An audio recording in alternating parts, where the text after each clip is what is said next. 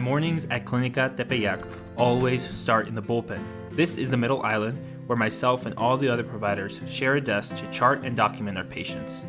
Mornings usually consist of sending some medication refills and having patient visits for blood pressure and diabetes control.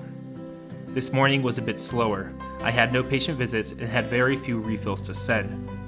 Though I was having a slow day, this morning happened to have been one of the more eye-opening ones.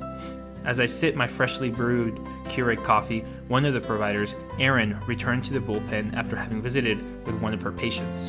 Upon returning to the desk, she asked, "Want to hear about a really interesting case?" Immediately capturing my attention, I excitingly responded, "Absolutely." Erin went on to tell me about the patient she had just seen, an older gentleman whom I will call Carlos, who had previously come in for loss of memory and some loss of balance. Erin had noticed a progression of symptoms and had sent him to get an MRI scan. His results had come in, and today he was in to discuss his diagnosis. The test showed that he had a flesh-eating parasite. Carlos's brain had become infected and the parasite had begun to eat away his brain matter for years. This infection had gone undetected and was beyond a cure. During the entire illness, Carlos kept showing up to work as a carpet layer. Reflecting on his story, I realized his strength and resilience. I was amazed at this older gentleman who had worked for years doing hard manual labor, and all while his brain was being eaten by a parasite.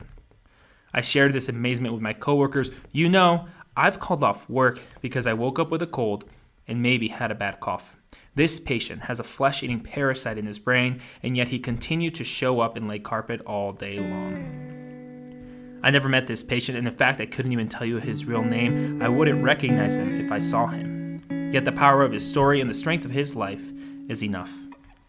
Carlos' story holds power on its own. He happened to be an undocumented immigrant like many Tepeyac patients. His story shines a light on the injustices placed on the immigrant population in this country.